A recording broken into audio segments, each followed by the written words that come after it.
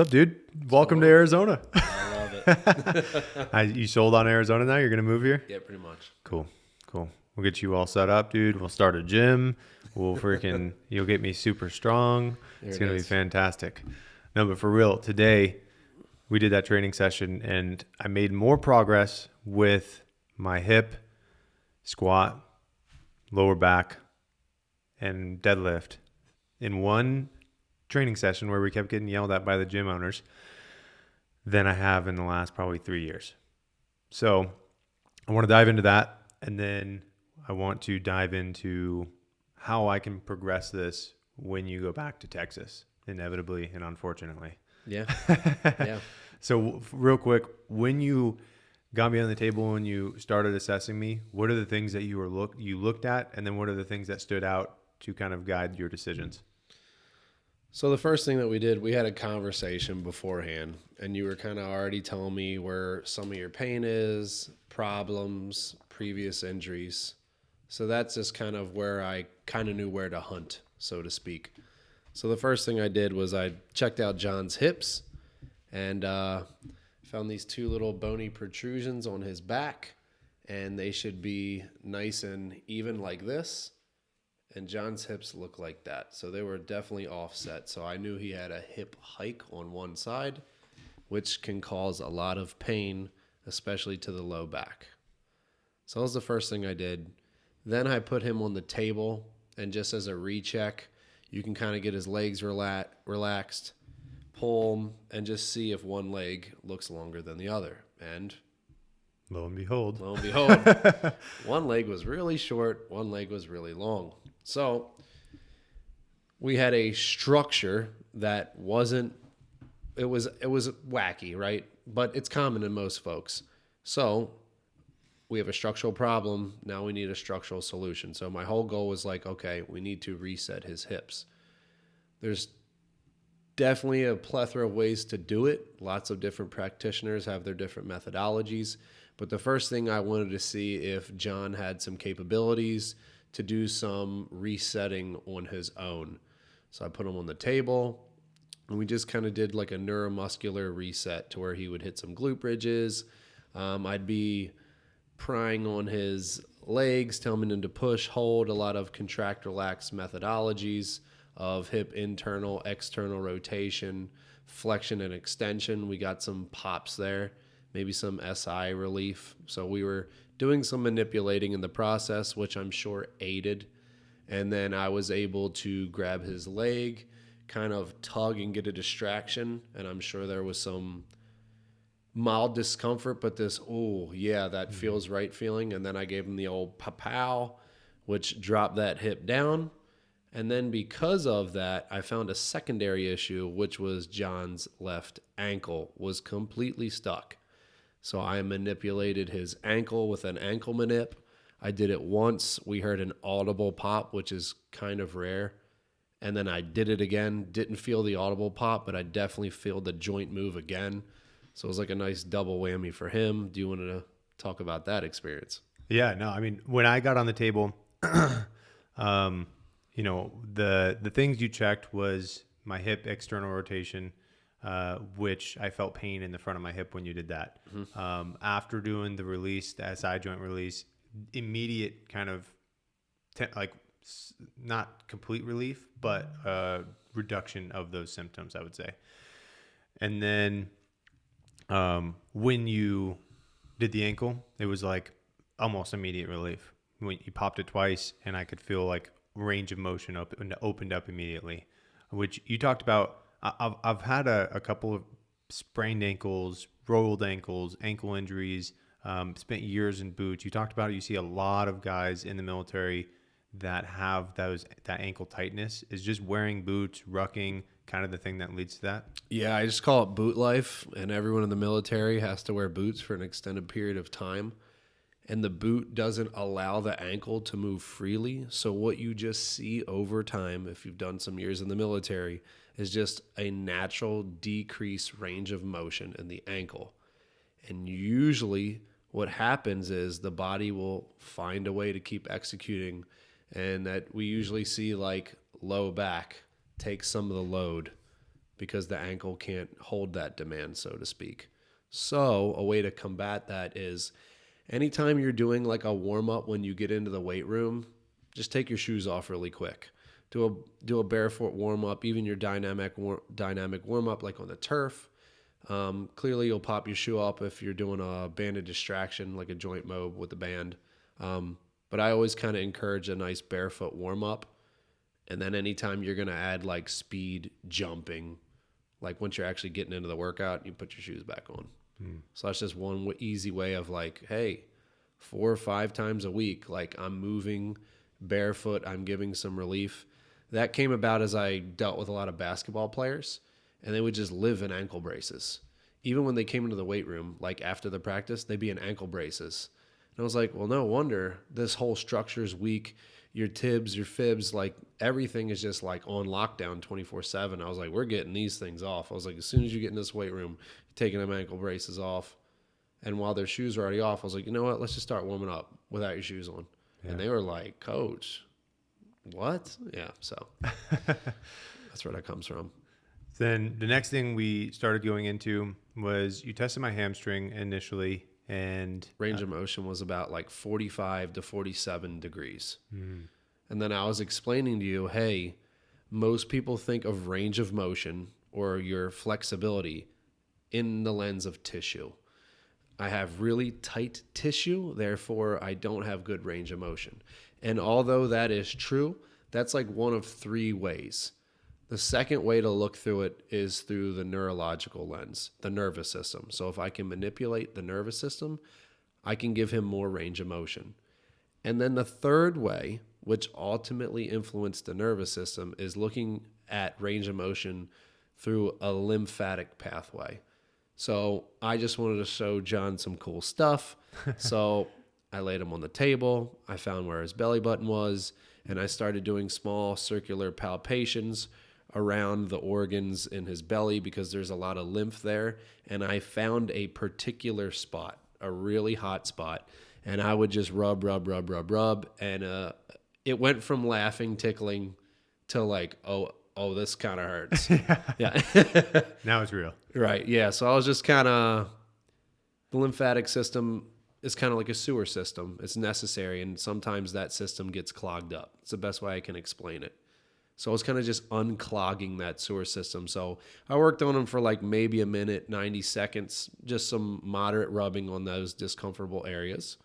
And then as soon as that, I went right back. I grabbed his hamstring and I got him to almost 90 degrees of passive range of motion just by a lymphatic manipulation. Which is connected to that nervous system. Yes. Very interesting. Yeah, there's a lot of like co-communication through all the different systems of the body, it is very interesting. I wish I knew the science, but like there's a point in which that stops and I just know it works. Right. Yeah. Right. And then after we got off the table, went over and started warming up to do a little bit of squat and deadlift technique work. And you had me do a couple different exercises right off the bat, which was a wall stretch, lunges, squat hold, and then Cossack squat. Kind of talk me through like the reason you chose those particular movements with the symptoms or the situation that I had presented. Okay. So like talked about earlier, I was going to assess you on the barbell, and I wanted you to be in the best position to execute your best. So I didn't want to neurologically drive you down. I didn't want to spend 25, 30 minutes on mobility and activation exercise. I didn't want you tired at all. So I wanted you in the best classroom possible for success, for me to see what you have. So I was like, okay, I'm going to pick the best bang for buck things to further assess you, but to also get you on that bar as quick as possible. So if you're a listener of this podcast, I'm a big fan of the couch stretch, but it gives me some real good clues of hip extension. And when you're a professional podcaster, business owner, you're in your office sitting, you're helping with your daughter, probably primarily sitting, in your truck sitting. Like I knew that hip extension was going to be kind of gross, but I didn't expect it to be that gross. Yeah. So 2 things. it was, oh man, if I clean that hip extension up, or if I program some couch stretch for him throughout the day, I think 40% of his ouchy, achy painies go away just by cleaning up that hip extension. Because I know how the body tries to survive when hip extension isn't there. And it's also more low back driven. Yeah. So there's a lot of demand on that area that's already in pain and it's out of whack. So just more clues. Then I wanted to just do some body weight stuff. I didn't want to bring in any bands, anything extra, because again, biggest bang for our buck, minimize time, get them on the bar. So the next thing that we went to right after that, from what I can remember, is we got down on the ground and started to move side to side in some Cossack lunges. Cossack. It's just a nice lateral shift from side to side. I actually had John start on the balls of his feet to see how much knee over toe he could take, even with support. And immediately he wanted to get back into his heels to find comfort. So that also gave me some indications of how much load and stretch his tendons could handle without any speed, without any rate of force, just generally, where can we put these things at? So that's clues. Also, the Cossack moving from side to side is another great way to test ankle range of motion, hip flexion, and how tight those adductors are moving your body in space. So clearly I put them in a table, tested internal and external rotations, but then once you start to move your body in space, it may paint a different picture. Right. We did some regular lunges standing up, and then we did some more extreme knees over toes lunges, because I wanted to see if his hip extension was good in that position. So I could put him on a couch stretch and just kind of see passively where his real range of motion was. But then I was like, okay, I know that if he could apply some force into the ground, maybe he has a little bit more range of motion with that hip extension on the backside leg. And that turned out to be true. Yeah.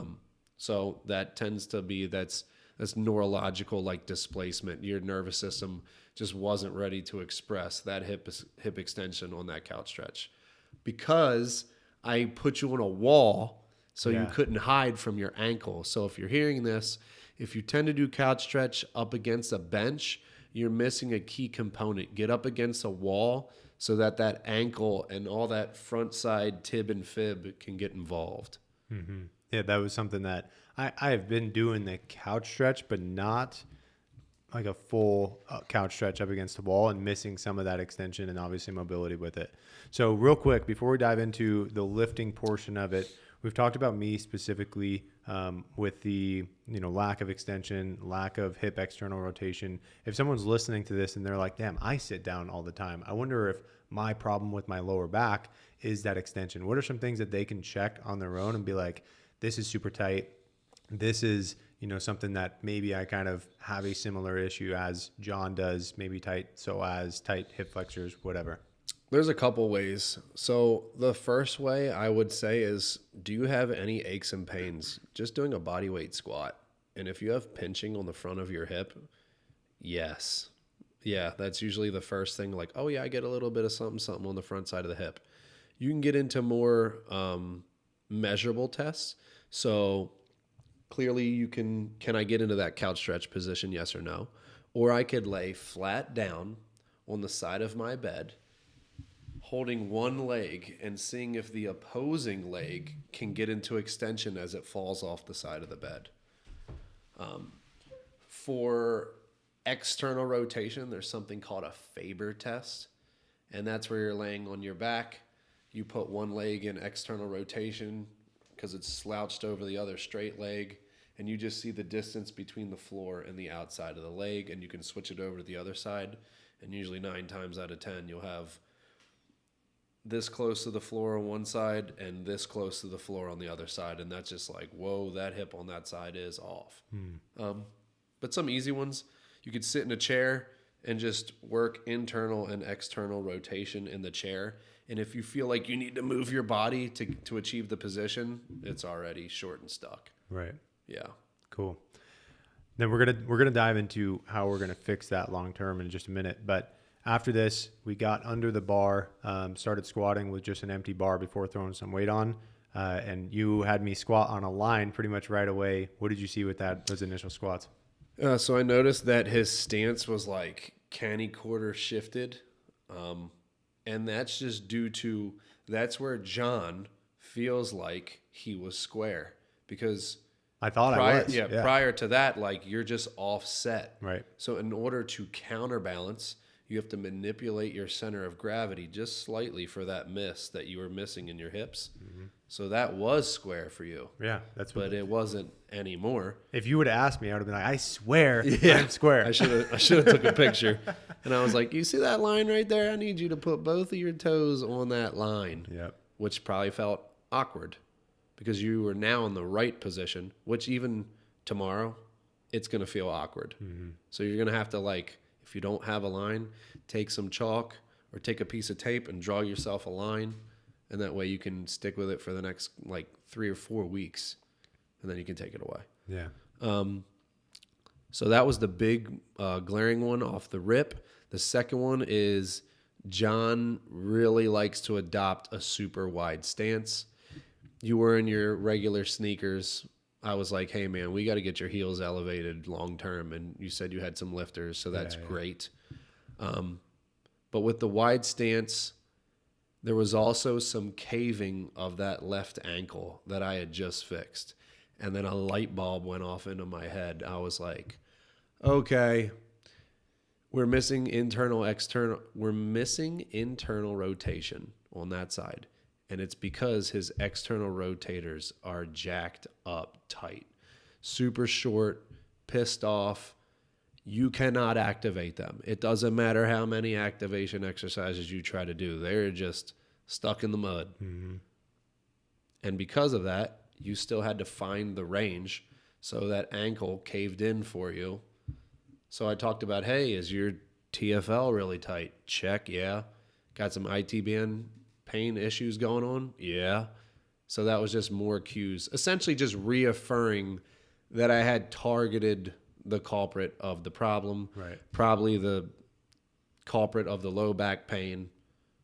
So I was happy. Once I saw that stuff, even though you're like, damn, I got all that stuff messed up with me. I'm just like, dude. I mean, I was happy that we got all the red flags are popping for this one thing. So like, to me as a provider, I was like, this is great. Yeah. Yeah. And then got into the squat, felt a little bit better after we made those adjustments. Honestly, like the cleanest squats. And, you know, to kind of pause right there, this is why it's important to get an outside look. 100%. You know, like I have been, I obviously performed inside of Special Forces for years, performed at a relatively high level. I can go out and push myself. And because I'm competitive, stubborn, and I train, so I'm relatively strong for the things that I'm required to do, we can tend to think that we got it, we're good. These pains and aches are associated or part of the process. I told you this earlier today. I said, if you're strong enough and you move every day, you can get away with a lot until you can't. Yeah, because you're compensating. Exactly. Yeah. So we realized that a lot of the issues I've been experiencing lately are manifestations of compensating for a prolonged period of time. So get someone to look at your movement. You know, it's even with like, I could have done that on the app. Yeah. You could have sent me videos and I could have easy. Yeah. You would have just told me a couple positions to get into and probably identified it right away. All right. Then we go into the deadlift, which historically I have popped my back on a few times pulling conventional throughout my career in the military. I remember I was actually in Europe on a JSET. And we were in Slovakia. We had to walk like 1.5 miles to the gym from the hotel. And I was like, you know, going to hit deads one day, whatever. We were during the day, we were running around, kind of wearing kit, going to the range, stuff like that. So a little bit fatigued.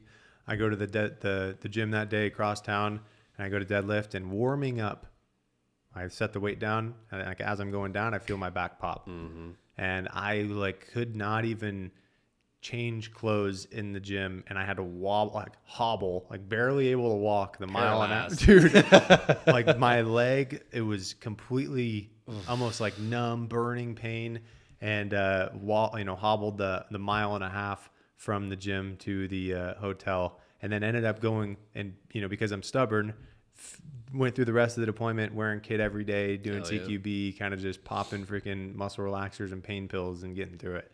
So those things are avoidable had I, had someone like you who was like, this is the movement fault and this is the things that we're going to do to strengthen it up. So with the deadlift, what are kind of the things that you saw that I was making the mistake on, which I now know that I've probably been doing for a long time, and the cues you gave me to clean that up? Okay.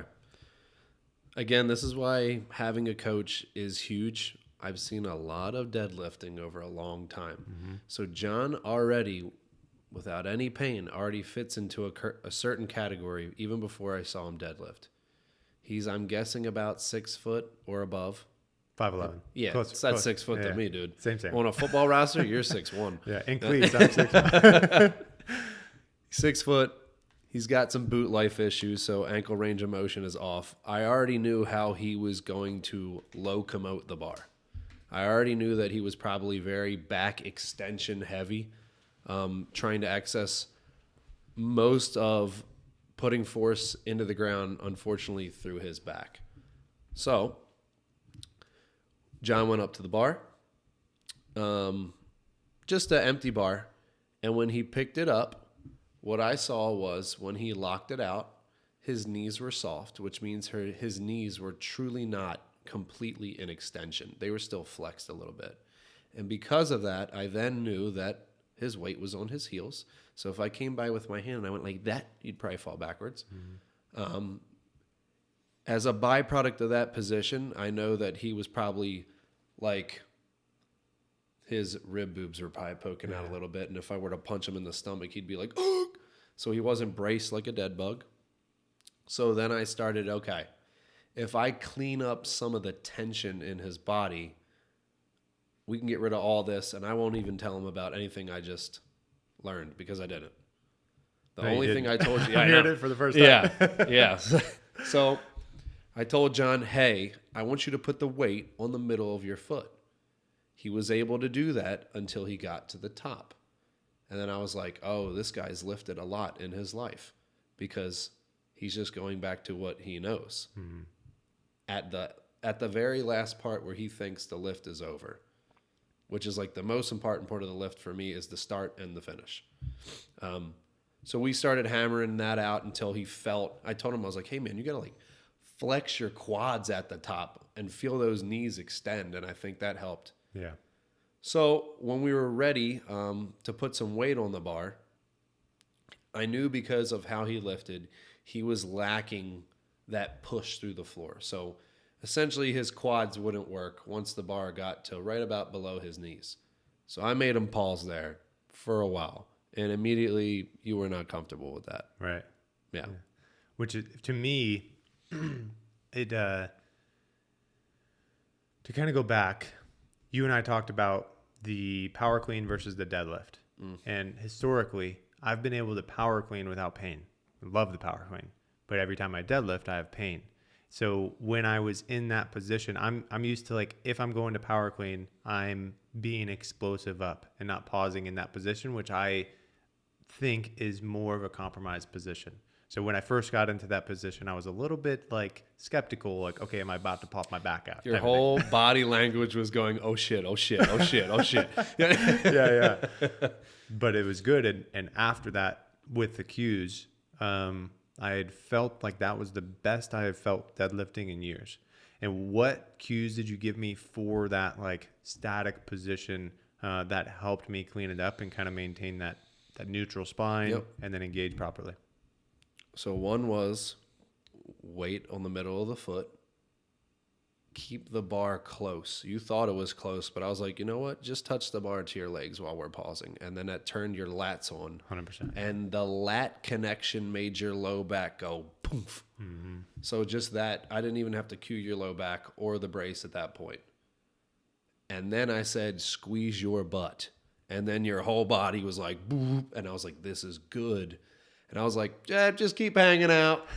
Keep hanging out there, buddy.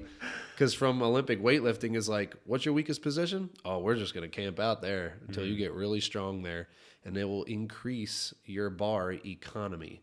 So we just learned to keep the bar closer so you can use your muscles more and your back less. And then we just worked on, I think once John felt a little bit more comfortable in that pause position, the lockout or the extension became more natural because he was spending more time under tension in that middle of the foot position. Right. And to break that down, you mentioned one of the faults that I had that is a pretty common one was doing extension with the back or using your lower back to raise that up. Can you explain that? Yeah. So we're pausing right below the knee. And once I told John to, hey, stand up with it, he would just do a back extension to locomote him and the bar up. Essentially, his hips and his shoulders, so his shoulders would move first and then his hips, but his knees would stay. And I need the shoulders, knees, and hips all moving up at the same time. So I just told him, hey, trap bar deadlift this thing up or squat this thing up. Use your legs to stand up like a normal person. Right. And then the demand switched from low back, which there's always going to be demand if you have a bar in your hands. Let's like Right. But there was more emphasis on the quads. Therefore, his economy through his body was better, and then it just becomes easier. Mm-hmm. Yeah, and we talked about probably the source of it, of that. Like, where did you learn to deadlift? Well, I learned to deadlift when I was 14 years old, and I was playing football with the high school coach who, bless his heart, didn't really know shit about strength and conditioning. Yeah. Right. I said you learned it from squatting. Yeah. You learned this from back squatting with your head up, Coaches. chest up, blast. Yeah. That literally, just like I did. I remember when I was in high school, we would do strength and conditioning at 5 a.m. every morning before class, or 5:30 or whatever. And that was always the cue. Look up at the sky, put as much weight on the bar as you can, and just squat it. Like, arch your back as hard as you can. So those are two things that guys commonly still do because, unfortunately, they're still taught in high school strength and conditioning programs. And when you want to take the load off your weight, that extension mechanic can help. There's a reason why humans do it. It helps. But there's a threshold to every technique. And you were experiencing that threshold to where, I'm getting stronger, but once my strength goes past this skill threshold, I just get hurt. Yeah. I just get hurt. Yeah. So you could just keep repeating that cycle, or we need to clean up the new skill threshold because that threshold is way up here.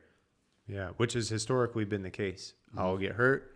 I'll kind of lower the weight. I'll build up the weight until I get to a certain point, and then I'll get hurt and start all over again. So insanity. Yeah. It's okay. I've been doing it longer than you. Right.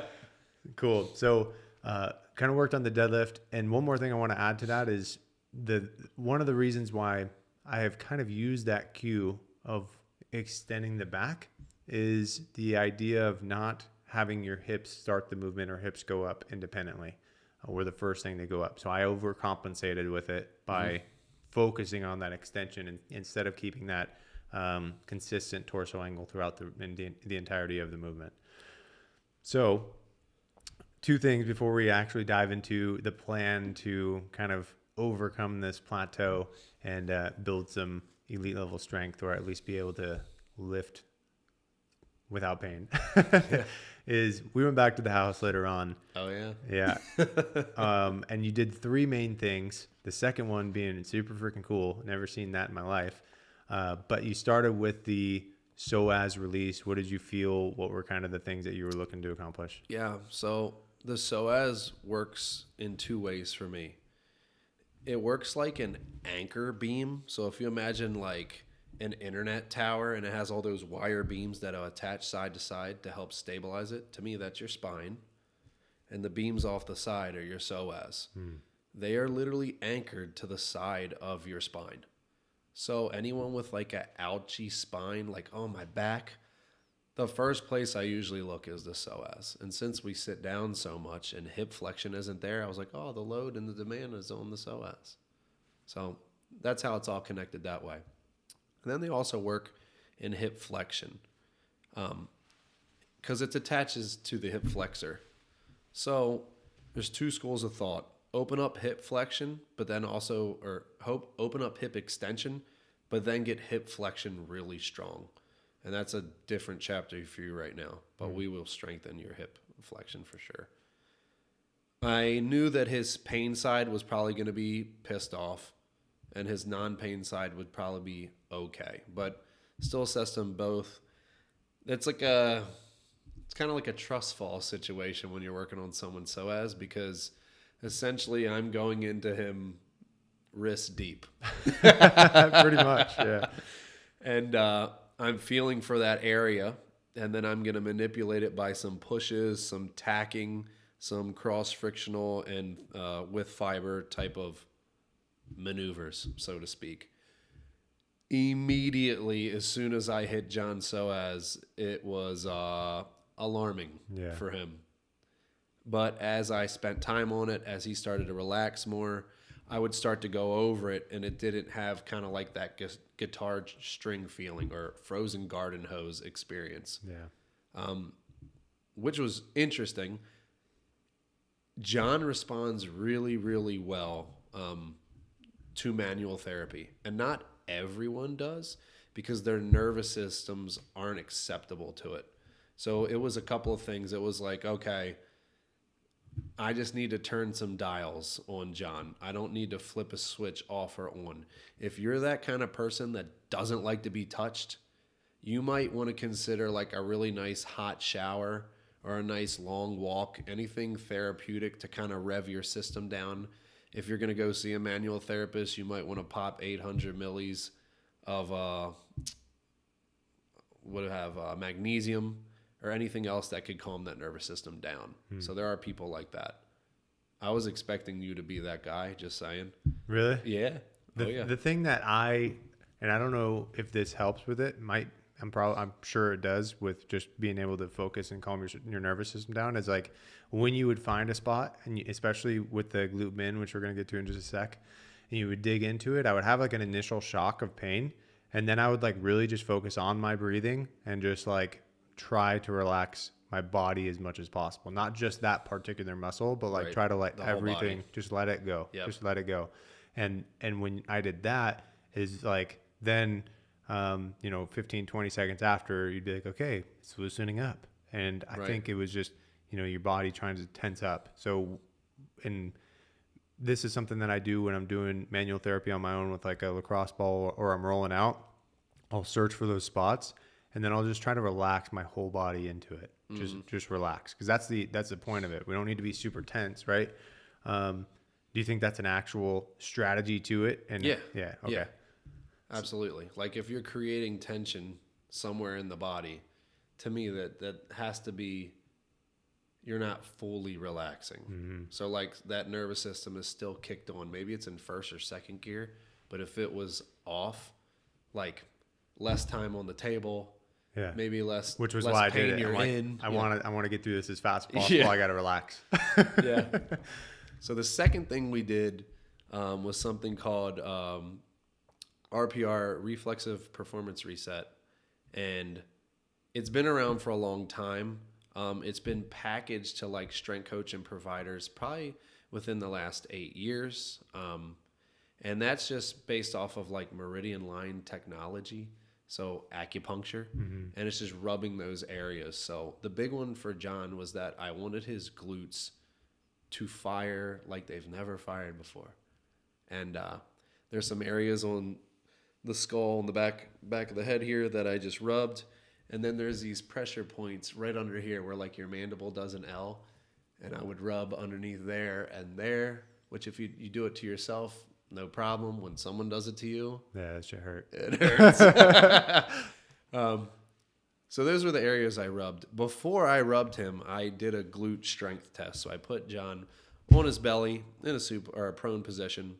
I had to bend his leg, and I told him to keep his knee up off the ground. I pushed down on his foot, and he was so weak that we actually got a nice SI manip out of it. Yeah. And I would just smash his knee on the ground. Pretty easy. I didn't even have to get up off. I was kneeling at the time and just going like this. And your wife saw it, so I was like, I was telling her like, yeah, right. Look how weak your husband is. Yeah. Did the rubbing, And with Tyler in the room too. Yeah. I cranked, put another arm on, went half kneeling, then took my whole body and shoving that down, and I could not get your knee on the ground.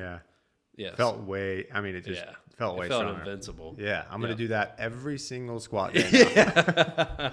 So the back of the head, and when you rub that, and it's not like I felt anything like happen. I was like, oh my gosh, this just sucked. But so on the back of the head, I think this is just me thinking about stuff. Right. I think this is more the nervous system where like the brain stem comes into play, and you're kind of opening up the pathway.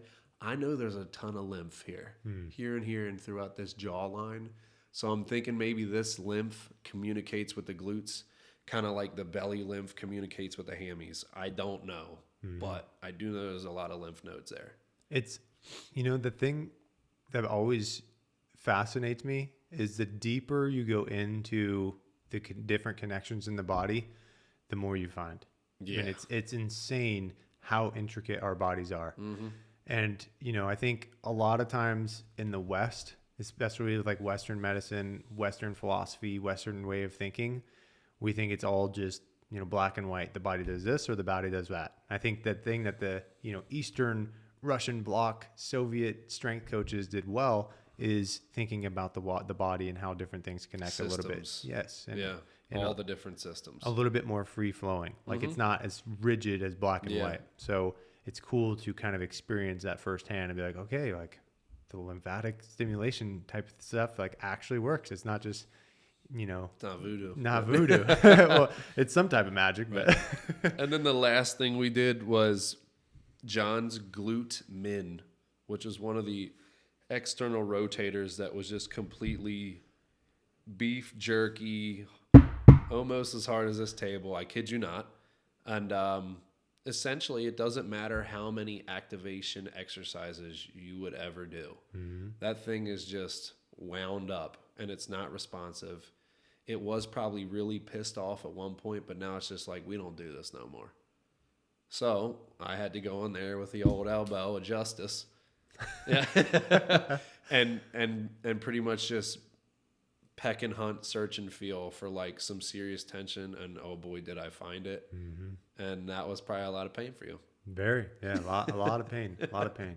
I mean, it was like the same thing though. Like after you feel it kind of release, it is a relief, not a relief like now it still feels a little bit sore, but a relief in that range of motion. Yeah. Which is really cool to feel almost immediately. So. And for you, for someone who's like, yeah, man, the top side of my hip, which is glute, is like, it really hurts. Get a little cross ball on that thing. Like I told you, lay on your side. Mm-hmm. And then I need you to elevate. So you'd have your legs straight. I need you to elevate your legs. And it could just be with 2 pillows. So maybe an elevation of 6 inches to start. And what that does is it sinks that pressure and that body weight down to this pinpoint location. Right. And that would be the best way, because it's never going to be as good as hands-on experience, but you'll be able now to feel that spot again with the ball. Oh yeah. And now I know how to find and search and be consistent in hitting it. I now know that it's not just an activation problem. So if you're in the app, if you're a client, I would be like, hey, you need to just take 5 to 10 minutes, find a nice hard surface floor, get a lacrosse ball. And I would have sent you a video of it. Mm-hmm. And I would just say, when you know you're on it, you're going to know you're on it. So just keep finding it and hunt in that area. And because it's such a small, localized, meaty area, it's actually pretty easy to find it with a ball. Yeah. Yeah. Well, I found it. You found it. And that's the thing, too, is like, I had went to PTs in group. And, I loved the PT that I worked with. She was great. So not like dogging on them at all. But I think it's important to, like, if you're still experiencing issues, see and be clear about what you're experiencing. And if that's not working, continue to get a second opinion. Don't just accept that you're just going to have this pain for the rest of your life. Because I was always told you have weak glute medius. And to overcome this, which I do, but it's not weak. It's just you can't access it. You only have 10% out of 100. Right. But everything, every PT I've worked with, everyone that I've been around says, oh, yeah, that weak glute medius, that means you just got to live in that clamshell side plank. You got to live in that, airplanes, which obviously airplanes do come into effect, but you just have to do that stuff. And for me, we now know it's not the case. And it probably stems back to like what I told you, getting injured my sophomore year of high school and having that crazy hip hike. That could have been the root cause of that just getting tight over years and years and years of just driving through it. So now I want to dive into kind of how we're going to progress this long term. And for the listeners as well, if you are experiencing something like this, we are going to put this 4-week program into a PDF, and then we're going to drop it in the description down below. You'll be able to download it for free and implement my personal program.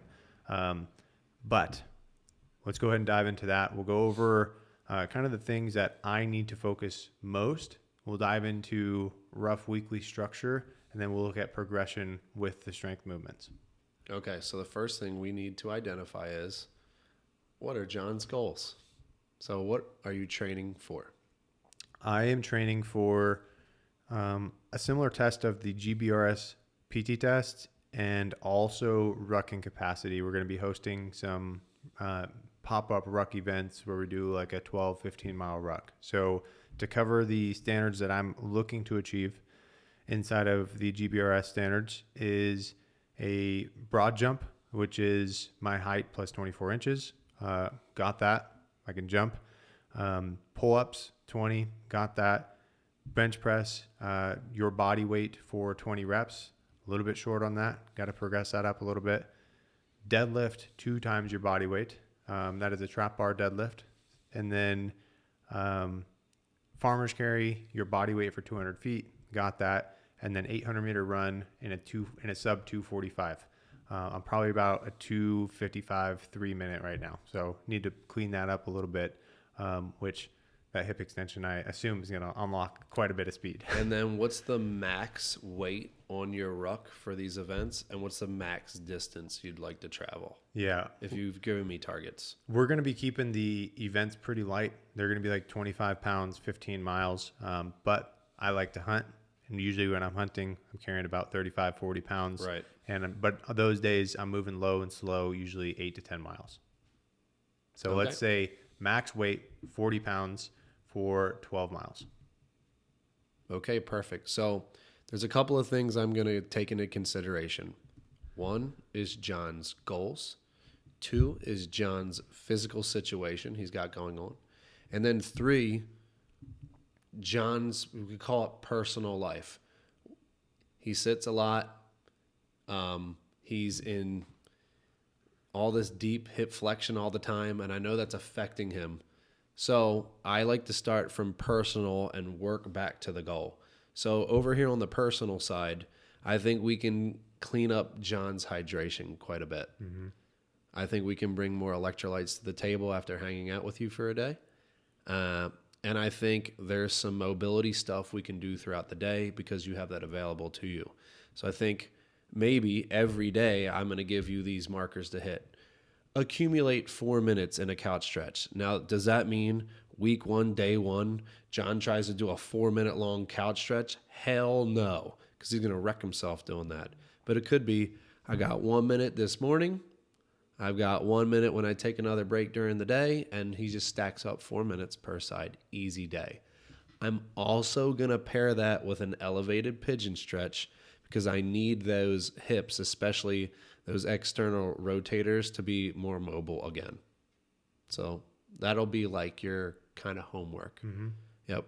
We can talk about like supplementation, but I won't put that in the plan. Okay. So we'll just have some hydration and some time under lengthening stuff. Perfect.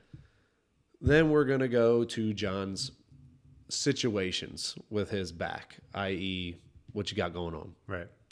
And I think that by dosaging the stress in a proper way for you, we can make gains a lot faster than if we were to just give you a standard protocol.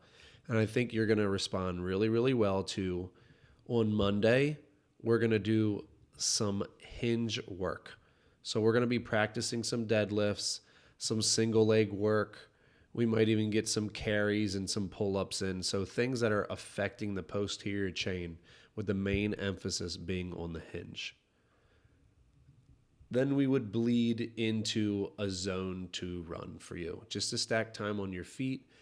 And the reason is that way with John is he's a little bit older and he's got responsibilities, a wife and a kid on the weekends. And what I see is most guys of his age and caliber come into Monday a little tacky, a little wound up, a little bound up from the weekend of sitting, lounging, spending time, breaking bread with the family, etc.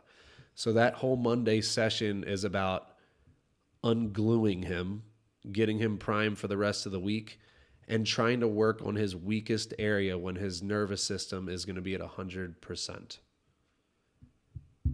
Coming into Tuesday, we can smack some upper body work, some grip work. We can still work on hip mobility every day, every day. And we can finish that session with, what do we talk about? We're gonna do some running, but I don't want it to be. I think I want to do some speed work with you. And what does that mean? It's not the 400 meter speed work as of old. This is like 20 to 40 yard guided sprints. We could go an empty sled, which it's less. It will beat you up less because it's mostly concentric actions, and it'll keep you in that nice lean. So it's a good way to practice. So in the beginning phase of training, it's all about setting up positions really, really well with not a lot of stress. You can learn quicker. So I like that. Coming into Wednesday, we can kind of do more full body mobility, maybe some more carries, some grip work, things of that nature. Of course, we're going to unglue your hips. And also your ankles throughout all this. That's another one that we need to put in there, some ankle mobility stuff for your ankles. But on Wednesday is going to be your 800 meter days, since that will be the test. And that doesn't mean, week 1, we're busting an all out 800 meter. We'll just do 800 meter repeats in a nice, comfortable, let's say RPE 6 or 7. So we're getting good practice in. He's getting a feel for the distance. He's getting a feel for his body week 1, and then we will progress it from there because it's all about sustaining training. If John's going to do this, I'm going to think about we're training like this for the rest of our life. How can we handle it? How can we just stack this day in and day out? And John can go about his day as a business owner, as a father, and produce at a high level. If I beat the shit out of you, it's going to affect other things, which is then what are we doing? Yeah. Coming into Thursday, that's going to be the day that I really push it with your legs. You would think of that as your most intense day possible when it comes to spinal loaded movements, when it comes to us blowing up your legs. And that's just because we've unglued him for the last 3 days. We've spent time on your feet with your zone 2, with your sprint day prep and your 800 meter repeats. So now we can get to some squatting and to moving some weight. I think I would still start you just because of where you are, maybe with a safety bar squat or a front squat just to protect you because we have rucking every week now. And just because it's kind of in the beginning, I want to kind of save your spine a little bit because there's things we're working on that low back. Right. So I would keep you safe with that. We would do some single leg hinging, and we would be really heavy with isometrics towards the end to stress the tendons, to stress some time under tension, and try to bulletproof your knees up for the ruck. Friday would be, I don't want to say a bro sesh, but it'd be a way for us to work on some unilateral arm development, that old school, I'm in CQB, I'm putting my hands on someone, I want to be able to push, grab, pull. So I would incorporate a lot of single arm work.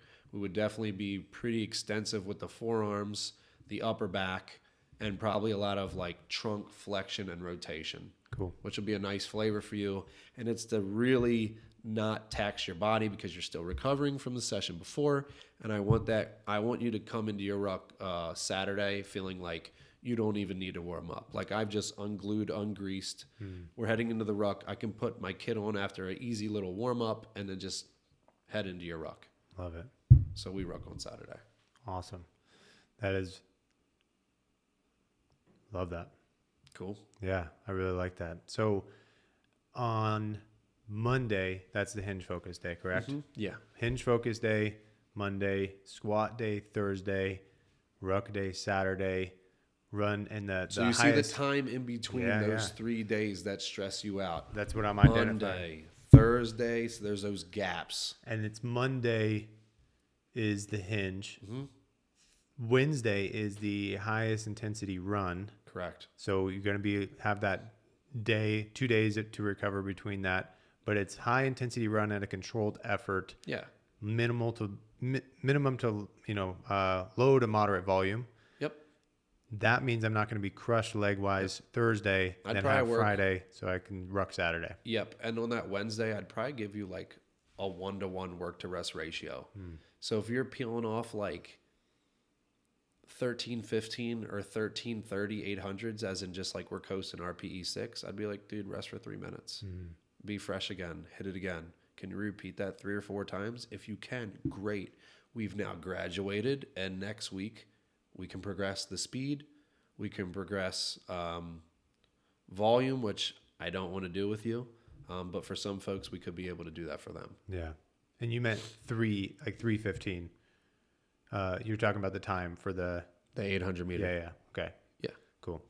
All right. Now, how are we going to progress this throughout the block?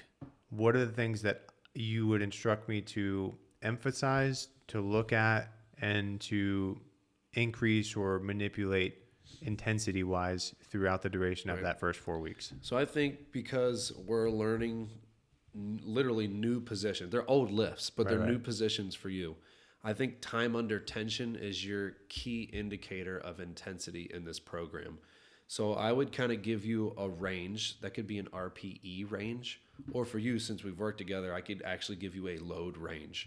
And for us, I think 225 is like your bread and butter on the deadlift, and your max end range is 275, but you're not going to be touching that the first 2 or maybe even 3 weeks of this.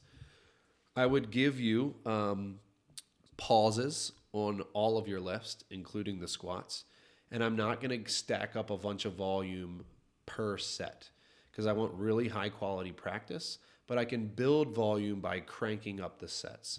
So for example, I think 14 reps is really good at learning.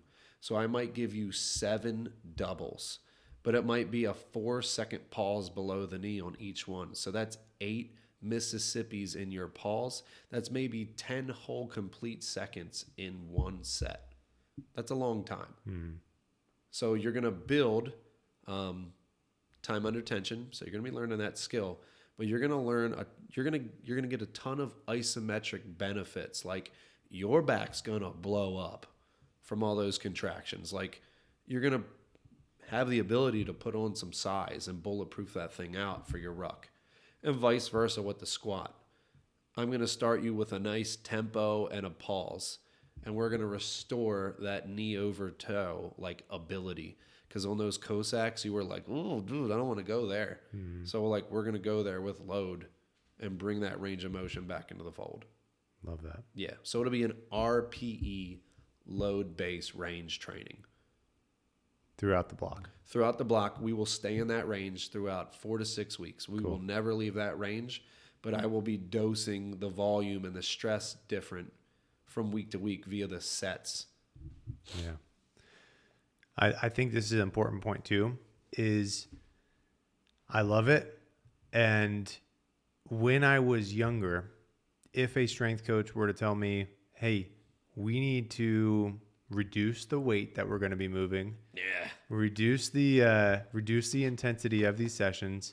Our goal is not to blow you up hypertrophy wise or get you a big pump or just crush you with these sessions. It's to restore movement. I'd have been like, dude, I'm wasting my time. I'm not moving enough weight. Like, how am I going to get stronger if I'm progressing backwards in weight? Right. So I think for me, it takes pushing the ego aside, reducing the weight to restore movement, and understanding that the restoration of that movement is going to be the biggest contributing factor to me being stronger on the backside. Yeah. So 2 things. At the professional and Olympic level, this is what it's like. Coach, how can I train for 4 years and not rip my back? Like I have a javelin thrower I've seen a couple of times, and he always pulls his back. And I was like, man, your whole first year of the quad should be trained generally, but not get hurt. Right. And then we can stack the next 3 years. Like as a professional, no matter what you're training for, you're useless if you're hurt. So when I came into the squadron and they were like 90% of all of our injuries happen in the weight room, I was like, damn, like that's a problem. I was like, you guys are just moving wrong, or the intensity is way too high. There's something going on here. Yeah. And 9 times out of 10, it was just improper movement. I would also venture to say that that's pretty similar with the military as well. 90% of the injuries that are not related to combat are done in the weight room or on the basketball court. Oh, hell yeah. Or that Thanksgiving turkey football game, dude. Seen some deployments lost. RIP to those. Yep. Yeah, 100%. So, all right. Got a good plan. Got a structure to it. One thing before we wrap it up is the rucking. So how are we going to progress the rucking, and what are kind of like the signs I should look out for to kind of auto-regulate those rucks if I get to the end of the week and I'm like, man, my hip's a little tight. Maybe I should back off on this ruck. Yeah, rucking's an interesting beast because I think there's no way you can start rucking and not feel that tight feeling, that low back, because it's just the demand of that position or the sport of rucking. You kind of have to get used to it because it's its own beast. Now, by cleaning up some things on Monday with your hinge pattern, I'm hoping that those pauses, you can start to feel a little micro dosage of that in your tiny little flexion that you might have when rucking. But as far as progressing for you, I think it's really wise to start with time instead of distance and pace, because ultimately, like you said, hey, at these things we're going to be spending a lot of time on our feet. We're going to might go 15 miles. So I would just rather say, hey, starting on Saturday, I want to ruck for 65 minutes, and I just want you to move and be aware of how you move and not how fast you move. And that's the quickest way to learn your gait, your hip extension mechanics through the glute. Maybe it's been a while if you've rucked. Maybe your pack's way too low and affecting the waddle, which is going to wreck you, by the way. I've talked to a couple of guys on the app, and I was just like, that pack needs to sit higher. Yeah. So it gives you that experience of being in that classroom again I talked about, getting time under your feet. And if you can come off, I know it's very hard in this era.